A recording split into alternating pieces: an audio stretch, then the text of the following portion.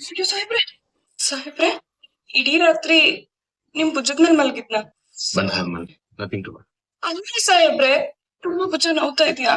ಇಲ್ಲ ಇಲ್ಲ, ಒಂದ್ ಸ್ವಲ್ಪ ಹೋಯ್ತು ಅಂತ ಹೇಳಿದ್ರೆ ಎಲ್ಲ ಕಟ್ ಮಾಡ್ಬಿಡುತ್ತೆ. ನೀನು ಬೇಜಾರ. ನನಗ್ ಗೊತ್ತು ನಿಮ್ ಭುಜ ತುಂಬಾ ನೋವ್ತಾ ಇದೆ ಅಂತ. ನೀವ್ ಈ ರೀತಿ ಎಲ್ಲ ನೋವು ತೋರ್ಸ್ಕೊಂಡವ್ರಲ್ಲ. ಹೇಳದ್ನ ಒಂದ್ 2 ವಾರ ಆಯ್ತು ಅಂತ ಹೇಳಿದ್ರೆ ಆಟೋಮೆಟಿಕ್ ಆಗಿ ಅದೇ ಕಡಿಮೆ ಆಗ್ಬಿಡುತ್ತೆ. ನೀವ್ ನನ್ನ ಎಬ್ಸ್ಬೇಕಲ್ವಾ ಸಾಹೇಬ್ರೆ? ಹೋಗ್ ನಿನ್ ಜಾಗದಲ್ಲಿ ಮಲ್ಕೊ ಅಂತ ಹೇಳ್ಬೇಕು ತಾನೆ. ಇಡೀ ರಾತ್ರಿ ಭುಜದ ಮೇಲೆ ಮಲಗಿದ್ರೆ ಪಾಪ ನಿಮ್ಗೆ ಎಷ್ಟ್ ನೋವು ಆಗ್ತಿದ್ಯೋ ಏನೋ. ಪರವಾಗಿಲ್ಲ, ನೀನ್ ಯಾಕೆ ಇಷ್ಟೊಂದು ಬೇಜಾರ್ ಮಾಡ್ಕೊಂಡಿ? ಈಗ ಅಳೋಂಥದ್ದು ಏನಿದೆ? ಅಳ್ಬೇಡಿ. ಇನ್ನೊಂದ್ ಸ್ವಲ್ಪ ದಿನದಲ್ಲಿ ಮುಗ್ದು ಹೋಯ್ತು ಸಂಬಂಧಕ್ಕೆ ನೀವ್ ಯಾಕೆ ಇಷ್ಟೊಂದು ಲಕ್ಷ್ಮಿ ತೋರಿಸ್ತಿದ್ರಿ? ಮುಂದೆ ಹೋಗೋ ಸಂಬಂಧ ಕರೆಕ್ಟ್. ಭೂಮಿಗೆ ಪೋಸ್ಟಿಂಗ್ ಸಿಕ್ಕರೆ ಅವಳು ನನ್ನ ಬಿಟ್ಟು ಹೊರಟೋಗ್ತಾಳೆ. ಅದ್ ಗೊತ್ತಿದ್ರು ನಾನು ಯಾಕೆ ಇಷ್ಟೊಂದು ಹಚ್ಕೋತಾ ಇದ್ದೀನಿ? ಅವಳನ್ನ ಕಳ್ಕೊತೀನಿ ಅನ್ನೋ ಭಯನ ಅಥವಾ ಅದು ಅವಳ ಮೇಲಿರೋ ಪ್ರೀತಿನ? ಒಂದ್ ನಿಮಿಷ. ಮಮ್ಮಿ ಅಮ್ಮ ಮಮ್ಮಿ ಯಾಕೆ ಪುಟ್ಟಿ ಹೇಳ್ತಿದ್ಯಾ? ಅಮ್ಮ ರಾತ್ರಿ ನಂಗೆ ಕೆಟ್ಟ ಕನ್ಸು ಬಿದ್ದಿತ್ತಮ್ಮ. ಅದೇ ನಂಗೆ ಶೂಟ್ ಆಯ್ತಲ್ಲ ಆ ಕನ್ಸು. ಅದಕ್ಕೆ ಎದ್ರುಕೊಂಡು ನನ್ ಸಾಹೇಬ್ರನ್ನ ಗಟ್ಟಿಯಾಗಿ ತಪ್ಕೊಂಡ್ಬಿಟ್ಟಿದ್ದೆ. ರಾತ್ರಿ ಎಲ್ಲ ಅವ್ರ ಭುಜದ ಮೇಲೆ ಮಲಗಿದ್ದೆ. ಪಾಪ ಅವ್ರ ಭುಜ ಎಷ್ಟ್ ನೋವ್ತಿತ್ತು ಏನೋ. ಅವ್ರ ಎಬ್ಸ್ಬೇಕು ತಾನೆ, ಅವ್ರ ಎಬ್ಸೇ ಇಲ್ಲ ನೋಡಮ್ಮ. ಅಯ್ಯೋ ಹುಚ್ಚುಡ್ಗಿ, ಹೆಂಡತಿ ಇರೋದ ತನ್ನ ಸೇವೆಗೆ ಅಂತ ಅನ್ಕೊಂಡಿರೋ ಎಷ್ಟೋ ಗಂಡಸ್ರ ನಡುವೆ ನಿನ್ನ ಅಂಗೈಯಲ್ಲಿ ಇಟ್ಕೊಂಡು ನೋಡ್ಕೊಳ್ಳುವಂತ ಗಂಡ ಸಿಕ್ಕಿದಾರೆ ನಿನ್ಗೆ. ನೀನ್ ಅದೃಷ್ಟ ಅಲ್ವೇನೆ ಪುಟ್ಟಿ. ನಿನ್ ಗಂಡನ್ನ ಗಟ್ಟಿಯಾಗಿ ಹಿಡಿದಿಟ್ಕೋಬೇಕು ನೀನು. ಇದಕ್ಕೆಲ್ಲ ಅಳ್ತಾರ? ಇದೇನ್ ಇಷ್ಟೊಂದೇ ಮಾಡ್ಕೊಂಡ್ ಮಲ್ಕೋತೀರಾ? ನೀನ್ ಬರೀ ಹೊರ್ಕೊಂಡಿದ್ದಕ್ಕೆ ಅವ್ರಿಗೆ ಕತ್ ನೋವು ಬಂತು ಅಂತ ಅಳ್ತಿದ್ಯಾ? ನೀವೇನಾದ್ರೂ ಇಷ್ಟು ದಿಮ್ಗಳ ಜೊತೆ ಮಲ್ಕೊಂಡ್ರೆ ಹೊರ್ಕೊಳೋದೇನ್ ಬೇಡ, ಅದೇ ಕತ್ ನೋವು ಬಂದ್ಬಿಡುತ್ತೆ ಇಬ್ರಿಗೂ. ಶಾರದಮ್ಮ ಶಾರದಮ್ಮ ಇಲ್ಲ ನೋವೇನಿಲ್ಲ ಶಾರದಮ್ಮ, ಇಲ್ಲ ನಾ ಆರಾಮಾಗೇ ಇದ್ದೀನಿ. ಶಾರದಮ್ಮ ಈ ಹೂ ನನಗ ನೀವೇ ಕಟ್ಟಿದ್ರ? ಶಾರದಮ್ಮ ತುಂಬಾ ಖುಷಿ ಆಗ್ತದೆ ಶಾರದಮ್ಮ. ಈ ಹೂನ ನಾನು ಸ್ನಾನ ಮಾಡಿ ಪೂಜೆ ಮಾಡೋದಕ್ ಹೋಗ್ತೀನಲ್ಲ ಆಗ ಮುಟ್ಕೋತೀನಿ. ಅಮ್ಮ ನೋಡ್ದ್ಯಾ ಶಾರದಮ್ಮ ನನಗೆ ಅಂತ ಮಲ್ಗೆ ಹೂನ ಅವರೇ ಕಟ್ಕೊಂಡ್ ತಗೊಂಡ್ ಬಂದಿದ್ದಾರೆ. ಅವ್ರಿಗೆ ಎಷ್ಟು ಪ್ರೀತಿ ನೋಡಮ್ಮ ನನ್ ಮೇಲೆ. ಭೂಮಿ, ನನ್ ಬಂದಾಗ್ಲಿಂದ ನೋಡ್ತಾ ಇದ್ದೀನಿ, ಇವ್ರ ಮಗಳು ಮನಸ್ವಿನಿ ಫೋಟೋ ಇಲ್ಲೆಲ್ಲೂ ಕಾಣ್ತಿಲ್ವಲ್ಲ ನಂಗೆ. ಅಯ್ಯೋ ಅಮ್ಮ, ಮನಸ್ವಿನಿ ಫೋಟೋ ಮನೆ ತುಂಬಾ ಇತ್ತು. ಆದ್ರೆ ಪಾಪ ನಮ್ ದೊಡ್ಡ ಸಾಹೇಬ್ರು ಆ ಫೋಟೋ ನೋಡ್ದಾಗೆಲ್ಲ ತುಂಬಾ ನೊಂದ್ಕೊಳ್ಳೋರು. ಅದನ್ನ ನೋಡಿ ದೇವ್ಯಾನಿ ಅಮ್ಮ ಈ ಫೋಟೋ ಇದ್ರೆ ಅಲ್ವಾ ಪಾಪ ಇವ್ರು ನೊಂದ್ಕೊಳ್ಳೋದು ಅಂತ ಎಲ್ಲ ಎತ್ತಿಟ್ಬಿಟ್ರು. ಈಗ ಫೋಟೋ ಎಲ್ಲ ದೇವ್ಯಾನಿ ಅವ್ರ ಹತ್ರ ಇದ್ಯಾ? ಹೂನಮ್ಮ. ಅಮ್ಮ ನಾನು ಸ್ನಾನ ಮಾಡ್ಬೇಕು, ಈಗಾಗ್ಲೇ ತಡ ಆಗ್ತಿದೆ, ನನ್ ಸ್ವಲ್ಪ ಸಹಾಯ ಮಾಡಮ್ಮ. ಭೂಮಿ, ನೀನ್ ಮುಟ್ಕೊಳ್ಳೋದಕ್ಕೆ ಹೂ ನಾನು ಬೆಳಗಿನ ಕಟ್ಟಿಟ್ಟಿದೀನಿ. ಇದನ್ನ ದೇವ್ರಿಗೆ ಇಟ್ಬಿಡೋಣ. ಸರಿನಮ್ಮ, ಹಾಗೆ ಮಾಡೋಣ. ಸತ್ಯಣ್ಣ, ಏನ್ ಟೈಮಿಂಗ್ ಸತ್ಯಣ್ಣ? ಪೂಜೆ ಟೈಮ್ ಕರೆಕ್ಟ್ ಆಗಿ ಎಂಟ್ರಿ ಕೊಟ್ಟಿದ್ದೀರಾ. ಸುಮ್ನಿರೋ, ಪ್ರಸಾದ ಕೊಡೋ ಸಮಯಕ್ಕೆ ನಾವು ಸರಿಯಾಗಿ ಬಂದ್ಬಿಡ್ತೀವಿ. ಹೊಟ್ಟೆ ಪಾಡು. ಒಂದ್ ನಿಮಿಷ, ನಾನು ಅದಕ್ಕೆ ಚೇರ್ ತರ್ತೇನೆ ಕೂರಕ್ಕೆ. ಮೇಡಮ್ ಇದು ನಾನ್ ಸ್ವಲ್ಪ ಸ್ಟ್ರಾಂಗ್ ಆಗಿದ್ದೀನಿ, ನಾನು ಹಿಂಗೆ ನಿಂತ್ಕೋತೀನಿ. ನೀನ್ ಚೇರ್ ಹಾಕಿ ಹಾಕಿ ಕೂರ್ಸಿದ್ರೆ 10 ವರ್ಷ ನನ್ ಕೂತೆ ಇರ್ಬೇಕಾಗತ್ತೆ. That's the spirit. ಅದಕ್ಕೆ ನಾನು ನಿಮ್ಮನ್ನ ಟೆಸ್ಟ್ ಮಾಡ್ತಾ ಇದ್ದೆ ಅಷ್ಟೇ. ಓ ಕುಂಕುಮ ಹಚ್ಚು. ಅಜ್ಜಿ ನಾನೇ ತಗೋತೀನಿ ಅಜ್ಜಿ. ಹಚ್ಚಿಸ್ಕೋ. ಅಮ್ಮ ಯಾಕಮ್ಮ ಬರ್ತಾ ಬರ್ತಾ ಒಳ್ಳೆ ನಾಗವಲ್ಲಿ ತರ ಆಡ್ತಿದ್ಯಾ?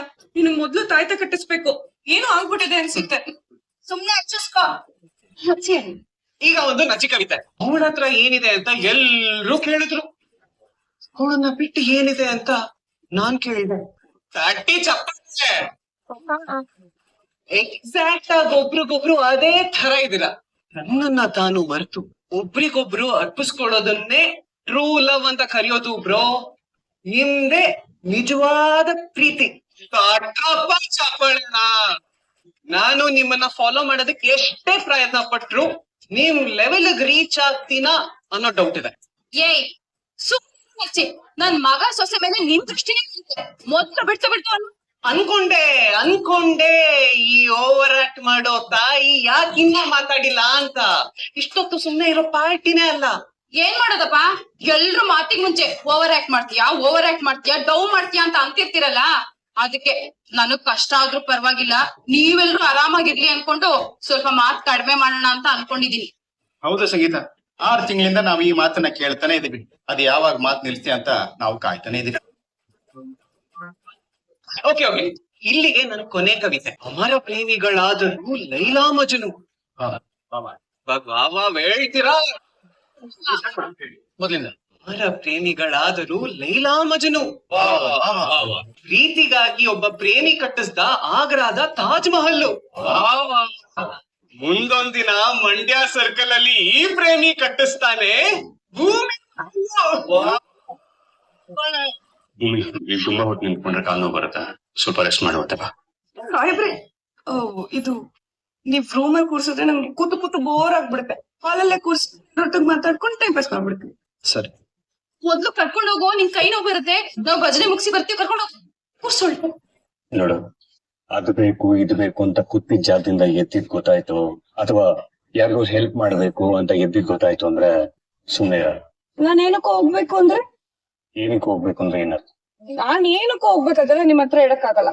ನೀನ್ ಎಲ್ಲಿಗೆ ಹೋಗ್ಬೇಕು ಅಂತ ಹೇಳಿದ್ರೆ ಸಾಹೇಬ್ರೆ ಅಂತ ಕರೀತು ಅಂತ ಹೇಳಿದ್ರೆ ನಾನೇ ಬಂದು ನಿನ್ನ ಎತ್ಕೊಂಡು ಅಲ್ಲಿ ಕರ್ಕೊಂಡು ಹೋಗಿ ವಾಪಸ್ ಬಂದು ಅರ್ಥ ಆಯ್ತಾ? ಬೇಕಾ? ಗಾಬರಿ ಆಗ್ಬಿಡಿ ಸಾಹೇಬ್ರೆ, ಈ ದೀಪ ಆರ್ಬೇಕಾದ್ರೆ ಜೋರಾಗಿ ಉರಿಯುತ್ತೆ ಅಂತ ಹೇಳ್ತಾರೆ, ನಿಮ್ಗ್ ಗೊತ್ತಾ?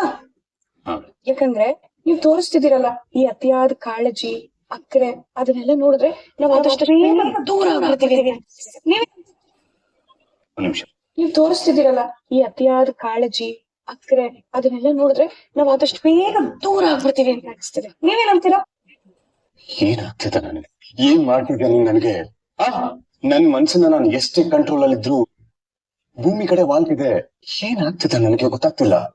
ನಾನು ಅವಳ ಮುಂದೆ ಹೋಗಿ ನಿಂತ್ಕೊಂಡಿದ ತಕ್ಷಣ ನಾನು ಮರ್ತೋಗ್ಬಿಡ್ತಾ ಇದ್ದೀನಿ. ಅಲ್ಲ, ನನ್ ಭೂಮಿ ಕಾಲ್ಗೆ ಗುಂಡೇಟ್ ಹೊಡೆದೆ ಅಂತ ಅವಳ ಮುಂದೆ ಹೋದ ತಕ್ಷಣ ನಾನು ಮರ್ತೋಗ್ತಿದೀನಿ.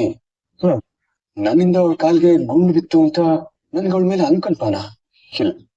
ಇಲ್ಲ, ನೀನ್ ಈ ತರ ಯೋಚನೆ ಮಾಡ್ತು ಅಂದ್ರೆ ನೀನೇ ಮೋಸ ಮಾಡ್ಕೊಂಡಂಗೆ. ಇಲ್ಲ, ಭೂಮಿ ವಿಚಾರದಲ್ಲಿ ಫಸ್ಟ್ ಟೈಮ್ ನನ್ ಬುದ್ಧಿ ಮನ್ಸು ಎರಡೂ ಒಂದೇ ಹೇಳ್ತಿದೆ. ಅಂದ್ರೆ ನನ್ಗೆ ಭೂಮಿ ಮೇಲೆ ನಿಜಕ್ಕೂ ಫೀಲಿಂಗ್ಸ್ ಇದೆಯಾ? ನನಗೆ ಭೂಮಿ ಅಂದ್ರೆ ನೂರಕ್ಕೆ 100 ನಿಜ. ಇದನ್ನೇ ಅಲ್ವಾ ನಾನು ಮುಂಚೆಯಿಂದ ಹೇಳ್ಕೊಂಡ್ ಬರ್ತಾ ಇರೋದು. ಹೌದು, ಆದ್ರೆ ಅಮ್ಮ ಕೋಮ ಹೋಗಿದ್ದಕ್ಕೆ ಕಾರಣ ಭೂಮಿನೇ ಅಂತ ನಾನು ಅವಳ ಮೇಲೆ ಕೋಪ ಮಾಡ್ಕೊಂಡು ನೀನ್ ನನ್ ಕಣ್ಮುಂದೆ ಇರ್ಬೇಡ, ನನ್ನಿಂದ ದೂರ ಹೋಗ್ಬಿಡು ಅಂತ ನಾನು ಅವಳನ್ನ ದೂರ ಇಟ್ಟಿದ್ದು. ನಾನು ಅವಳನ್ನ ದೂರ ಇಟ್ಟೇ ಇಲ್ಲ ಸತ್ಯಣ್ಣ. ನಾನು ಅವಳನ್ನ ದೂರ ಇಟ್ಟಿದ್ದೀನಿ ಅಂತ ನನ್ ಮನ್ಸಲ್ಲಿ ನಾನು ಸುಳ್ಳು ಹೇಳ್ಕೊಂಡಿದ್ದೆ. ನನ್ ಭ್ರಮೆಲಿದ್ದೀನ. ಆಕ್ಚುಲಿ ಹೌದು ಸತ್ಯಣ್ಣ, ಭೂಮಿ ಕಾಂಟ್ರಾಕ್ಟ್ ಮದುವೆ ಆಗಿ ಇಲ್ಲಿ ಬಂದಾಗಿಂದ ಈ ಕ್ಷಣದವರೆಗೂ ಅವಳು ಎಲ್ಲರ ಜೊತೆ ಅವಳಾಗಿ ಇದ್ದಾಳೆ ಸತ್ಯಣ್ಣ. ಅವಳ ಗುಂಡಲ್ಲಾಗಿರ್ಬೋದು, ನಡವಳಿಕೆಲ್ಲಾಗಿರ್ಬೋದು ಯಾವುದೇ ಬದಲಾವಣೆ ಇಲ್ಲ. ಬದಲಾಗಿರೋದು ನಾನು. ನನ್ನ ಜೀವನದಲ್ಲಿ ನನಗ್ ಸಿಕ್ಕಂತ ಪ್ರೀತಿನ ನಾನೇ ನನ್ನ ಕೈಯಾರೆ ದೂರ ತಳ್ಬಿಟ್ನ. ಈಗ ಆ ಪ್ರೀತಿನ ಕಳ್ಕೊಂಡ್ಬಿಡ್ತೀನಿ ಅಂತ ಭಯ ಆಗ್ತಿದೆ ನನ್ಗೆ. ಸತ್ಯಣ್ಣ, ಅಮ್ಮ ಕೋಮಾಗ್ ಹೋಗಿದ್ದು ಅದಕ್ಕೆ ಕಾರಣ ಭೂಮಿನೇ ಅಂತ ಅಶ್ವಿನಿ ಹೇಳಿದ್ದು. ಯಾವ್ದೋ ಶಾಕಿಂಗ್ ವಿಚಾರ ಗೊತ್ತಾದ್ಮೇಲೆನೆ ನಿಮ್ ತಾಯಿ ಕೋಮಾಗ್ ಹೋಗಿದ್ದು ಅಂತ ಡಾಕ್ಟರ್ ಹೇಳಿದ್ದು. ಇದನ್ನೆಲ್ಲ ಕೇಳಿಸ್ಕೊಂಡ್ಮೇಲೆ ನನ್ ತಲೆ ಚಿಟ್ಟಿ ಹಿಡ್ದಂಗ್ ಆಗೋಯ್ತು ಸತ್ಯಣ್ಣ, ಚಿಟ್ಟಿ ಹಿಡ್ದಂಗ್ ಆಗೋಯ್ತು. ಭೂಮಿ ಇದೆಲ್ಲ ಮಾಡಿರಲ್ಲ ಅಂತ ನನ್ ಮನ್ಸು ಒಂದ್ ಕಡೆ ಹೇಳ್ತಿದ್ರು. ನಮ್ಮ ಮದುವೆ ಸೀಕ್ರೆಟ್ನೆಲ್ಲ ಭೂಮಿ ಅಮ್ಮಂಗ್ ಹೇಳ್ಬೇಕು ಅನ್ನೋ ಉದ್ದೇಶ ಇದೆಯಲ್ಲ, ಆ ಉದ್ದೇಶ ನನ್ನ ಕನ್ಫ್ಯೂಸ್ ಮಾಡ್ಬಾರ್ದು ಸತ್ಯನ. ಆ ಕನ್ಫ್ಯೂಷನ್ ಅಲ್ಲಿ ನಾನು ಅವಳನ್ನ ತುಂಬಾ ದ್ವೇಷ ಮಾಡೋದಕ್ಕೆ ಶುರು ಮಾಡ್ಬಿಟ್ಟೆ. ನಾನು ಅವಳನ್ನ ದ್ವೇಷ ಮಾಡ್ತಾ ಮಾಡ್ತಾ ಮಾಡ್ತಾ ಮಾಡ್ತಾ ಅವಳನ್ನ ನನಗ್ ಗೊತ್ತಿಲ್ದೇನೆ ತುಂಬಾ ಗಾಢವಾಗಿ ಪ್ರೀತಿಸ್ತಿದ್ದೀನಿ ಸತ್ಯನ. ಈಗ ನನಗದು ಗೊತ್ತಾಗ್ತಿದೆ. ಈಗ ನನಗೆ ಕಂಪ್ಲೀಟ್ ಆಗಿ ಭೂಮಿ ಏನು, ಅವಳ ಉದ್ದೇಶ ಏನು ಅಂತ ಕಂಪ್ಲೀಟ್ ಆಗಿ ಅರ್ಥ ಆಗ್ತಿದೆ. ಇಷ್ಟು ದಿನದಿಂದ ನಾನು ಇದಕ್ಕೆ ತಾನೆ ಅಪೋಪಿಸ್ತಾ ಇರೋದು, ವಹಿಸ್ತಾ ಇರೋದು, ಪರಿತಪಿಸ್ತಾ ಇರೋದು. ಸತ್ಯ, ನಿನ್ಗೆ ಈಗ್ಲಾದ್ರೂ ಜ್ಞಾನೋದಯ ಆಯ್ತಲ್ಲ, ಅಷ್ಟು ಸಾಕು. ಏನು ಬಿಡು, ನೀನಿಂದ ಭೂಮಿನ ನಿನ್ನಿಂದ ಯಾರು ದೂರ ಮಾಡಕ್ಕಾಗಲ್ಲ. ಅಲ್ವಾ ಸತ್ಯನ? ಭೂಮಿನ ನನ್ನಿಂದ ದೂರ ಮಾಡೋದಕ್ಕಾಗಲ್ಲ, ಯಾರಿಂದನೂ ದೂರ ಮಾಡೋದಕ್ಕಾಗಲ್ಲ. ಸತ್ಯನ ನಾನೊಂದು ಕೆಲಸ ಮಾಡ್ತೀನಿ, ಈಗಲೇ ಭೂಮಿನ ಕರ್ಕೊಂಡ್ ಬಂದು ನನ್ನ ಫೀಲಿಂಗ್ಸ್ ಎಲ್ಲ ಅವಳಿಗೆ ಹೇಳ್ಕೊಂಡ್ಬಿಡ್ತೀನಿ. ಎಸ್, ವೇಟ್ ಮಾಡ. ಅಜಿತ್, ಒಂದ್ ಸೆಕೆಂಡ್. ಸತ್ಯನ, ಏನಾರು ಹೇಳ್ಬೇಕಾ? ನೀನು ನಿನ್ನ ಪ್ರೀತಿನ ಭೂಮಿಗೆ ಹೇಳ್ಬೇಕು. ಸತ್ಯನ, ಏನ್ ಹೇಳ್ತೀರಾ? ಸ್ಪಷ್ಟವಾಗಿ ಹೇಳ್ತೀನಿ, ನೀನು ಭೂಮಿ ಹತ್ರ ನಿನ್ನ ಪ್ರೀತಿನ ನಿವೇದನೆ ಮಾಡ್ಕೊಳ್ಳೋದು ಬೇಡ. ಸತ್ಯನ ನಿಮ್ಗೇನಾದ್ರು ತಲೆ ಕೆಟ್ಟಿದ್ಯಾ?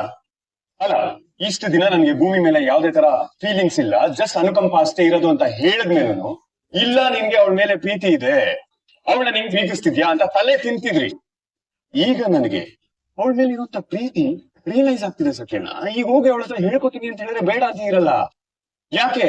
ಭಯ ಭಯ, ಎಲ್ಲಿ ಅವಳು ನಿನ್ನ ಪ್ರೀತಿನ ನಿರಾಕರಿಸಿ ಬಿಡ್ತಾಳೋ ಅಂತ ಆ ಭಯ ನನಗೆ. ರಚಿತ, ಆಸ್ಪತ್ರೆಯಲ್ಲಿ ಆದ ಘಟನೆಯಿಂದ ಅವಳು ತುಂಬಾ ನೊಂದಿದ್ದಾಳೆ, ಮನಸ್ಸಿಗೆ ನೋವು ಮಾಡ್ಕೊಂಡಿದ್ದಾಳೆ. ನನಗಿಂತ ಹೆಚ್ಚಾಗಿ ಪ್ರೀತಿ ಮಾಡು ನಂಬೋ ವ್ಯಕ್ತಿನೇ ನನಗೆ ಹೀಗ ನೋಡ್ತಾಳೆ. ಬಹಿರಂಗವಾಗಿ ಬೈದ್ ಬಿಟ್ರಲ್ಲ, ಅವಮಾನ ಮಾಡಿದ್ರಲ್ಲ ಅಂತ ಮನಸ್ಸಿಗೆ ಘಾಸಿ ಮಾಡ್ಕೊಂಡಿದ್ದಾಳೆ. ಆ ಸಂದರ್ಭದಲ್ಲಿ ಏನಿದೆ ಗೊತ್ತಾಯ್ತಾ? ಅದರ ಬಗ್ಗೆ ಏನಾದ್ರು ಯೋಚನೆ ಮಾಡಿದ್ಯಾ? ಪರಿಸ್ಥಿತಿಗಳ ಪ್ರಭಾವ ಅದು ನನಗೇನೋ ಅರ್ಥ ಆಗುತ್ತೆ, ಆದ್ರೆ ಅವಳಿಗೆ, ಅವಳು ನಿನ್ನ ಹಾಗೆ ಭಾವುಕ ಜೀವಿ, ಭಾವನಾತ್ಮಕ ಜೀವಿ, ಅರ್ಥ ಆಗಲ್ವಲ್ಲಪ್ಪ. ನೀನು ನಿನ್ನ ತಾಯಿಗೋಸ್ಕರ ಏನೋ ಮನಸ್ಸಲ್ಲಿ ಇಟ್ಕೊಂಡು ಅವಳಿಗೆ ಕೂಗಾಡದೆ ಬೈದೆ, ಇದೆಲ್ಲ ಸರಿ. ಆದ್ರೆ ವಾಸ್ತವವಾಗಿ ಮೂಲಭೂತವಾಗಿ ನಿನಗೇನೋ ಅವಳ ಮೇಲೆ ದ್ವೇಷ ಇಲ್ವೇ ಇಲ್ಲ ತಾನೆ? ಇದ್ಮೇಲೆ ಇದು ಅವಳಿಗೆ ಅರ್ಥ ಆಗಲ್ಲ. ಅರ್ಥ ಆಗೋ ತನಕ ಬೇಜಾರಾಗ್ತಿದೆ ನಿನ್ಗೆ, ಮಾಡ್ಕೋ, ತಪ್ಪೇನಿಲ್ಲ.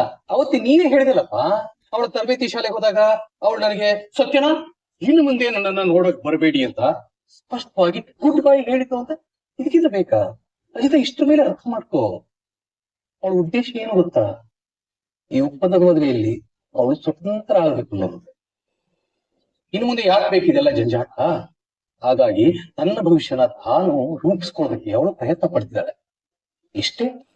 ಭಾಗ್ಯಮನ ದೆಸೆಯಿಂದ ಅವಳೇನೋ ಮನೆಗೆ ಬಂದ್ಲು, ಸರಿ ಒಪ್ಪೋಣ. ಆದ್ಮೇಲೆ ಇಬ್ರು ಮಾತಾಡ್ಕೊಂಡ್ರಿ, ಪರಸ್ಪರ ಏನೇನೋ ಕೇಳ್ಕೊಂಡ್ರಿ, ಒಂದು ಹೊಸ ಒಪ್ಪಂದ ಕೂಡ ಮಾಡ್ಕೊಂಡ್ರಿ, ಅದನ್ನೆಲ್ಲ ಬಿಟ್ಟು ಬಿಡು.